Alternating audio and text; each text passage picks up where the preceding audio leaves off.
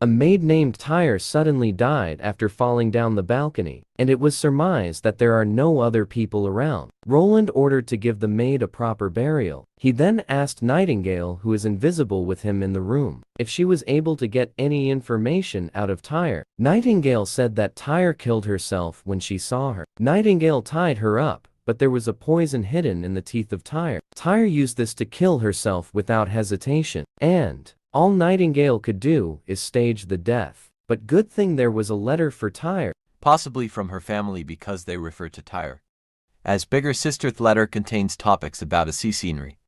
But according to Nightingale's investigation, none of Roland's brothers are able to see the sea form where they are, which means this is probably for her sister Garcia. Because she is currently staying at Blue Waterport, Tyre was tasked by Garcia to assassinate Roland by using her family as hostage at Blue Waterport. And with the hesitationless actions of Tyre, Nightingale assumed that Tyre undergo years of training. Roland expected things like this to happen, because it's nearly time for them to find out who will ascend the throne and lead the Grey Castle. Their discussion was cut short when Barov announced that the conscripts that qualified for the mass recruitment to man the walls during Roland's speech, and that the men are waiting outside to be briefed. Roland said he will personally head over there to look at what they got. But the men who presented themselves are malnourished, but is able to do work. It seems our prince had high hopes, but still anticipated this will happen. Barov suggested that they should just rely on hiring mercenaries, but Roland insisted that these people are enough on what he is planning to make. According to Roland, it is important that the first batch of troops came from the locals first,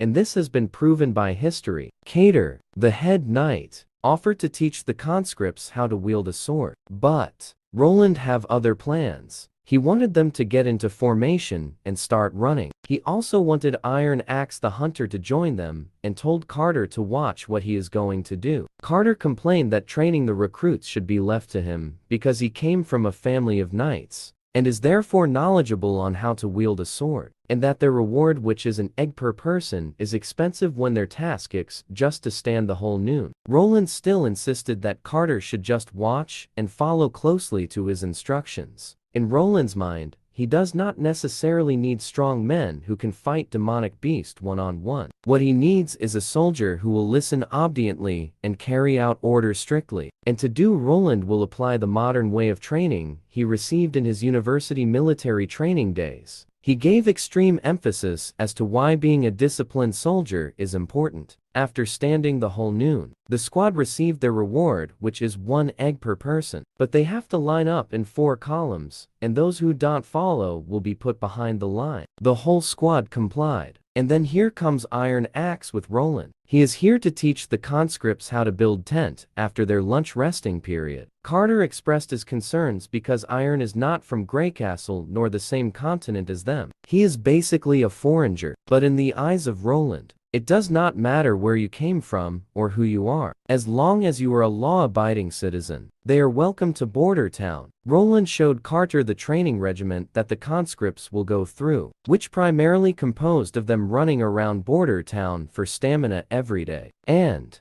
if everyone accomplished this task without fail, they will be rewarded eggs for lunch. Roland also wanted to teach the soldiers how to read and write. Carter asked what use does this have for fighting demonic beasts, adding that a literate soldier will have more uses than an illiterate one. Back to the mansion, Roland is greeted by Nightingale, who is waiting at the office. While waiting, she also ate Roland's breakfast, which have gone cold. Roland questions Nightingale if she knows how to treat a prince with proper etiquette. Nightingale jokingly bows, commenting, "Roland does not care about etiquette anyway, so why bother doing it?" He also said that if Nightingale wants food, Roland can ask the kitchen chefs to make another serving so that she does not have to share, to which Nightingale happily obliged. Nightingale noticed a blueprint for a contraption. It's called Ice On. It is used for freezing stuff, but Nightingale said it's pointless because it's already winter. If Roland wants to freeze things, putting it outside would work. Roland refuted this, saying he needs it to be colder because he is planning to make iced cheese.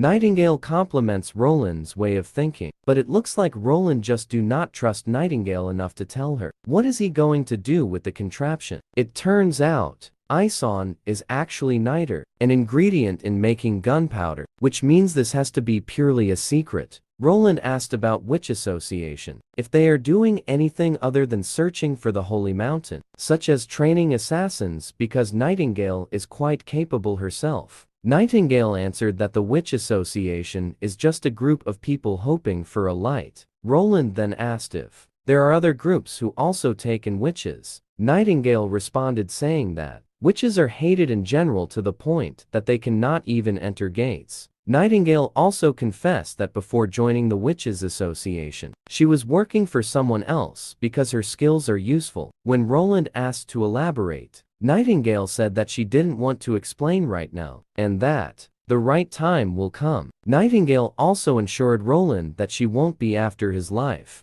because she is a free person who does not work for anyone anymore. 5 days later, the musket rifle Roland is trying to make is complete. Carter asked how could the flintlock rifle be used against demonic beasts. Roland said that the most talented hunters will become an elite unit and be tasked to use the rifle. Carter then asked why not pick from the patrol squad. In Roland's mind, the patrol squad is not physically fur and capable to handle the musket rifle. Later that night, the border town got attacked in the sewage with the patrol squad defending. A soldier named Grey Dog died defending the Suaga, while the patrol squad escaped with his life hanging on a thread. The target of the attackers, dressed as the patrol squad, hired by Duke Ryan, is the granary of Border Town, planning to starve them. The patrol squad captain planned to make his last stand here, but is easily defeated because of his poor state and difference in numbers. Luckily Nightingale is here. She mocks the attackers. The attackers then plan to kill her, not knowing she is a witch. After a few swift movements, Nightingale dispatched the attackers and left the patrol captain to rest as he loses his consciousness. The next morning, Carter investigated the attack, surmising that the patrol squad is not physically fit and capable to handle the musket rifle. Later that night, the border town got attacked in the sewage with the patrol squad defending. A soldier named Grey Dog died defending the Suaga, while the patrol squad escaped with his life hanging on a thread. While one of the attackers that just went unconscious, named Fierce Scar, is sent to the dungeon, Carter ordered his men to clean up the granary and wake up Scar for interrogation. Meanwhile, back to Roland in his office. He is complaining that his siblings could have just passed winter before fighting for the throne. Roland gives his thanks to Nightingale because, if not for her, he would have been screwed. Nightingale replied that even without her Anna could have fixed the situation. Roland then offered Nightingale to stay in Border Town as his shadow guard. She will be compensated with 2 gold royals per month, which is double of Anna's current salary. She will also get to live in the villa and get paid while she is not working. Nightingale turned down the offer, saying that she can't abandon her sisters at the Witch Association. Roland then suggested that they should all just move over to Border Town. After the winter, they will launch a massive reconstruction project that will allow the town to house more people. And on top of that, they won't be maltreated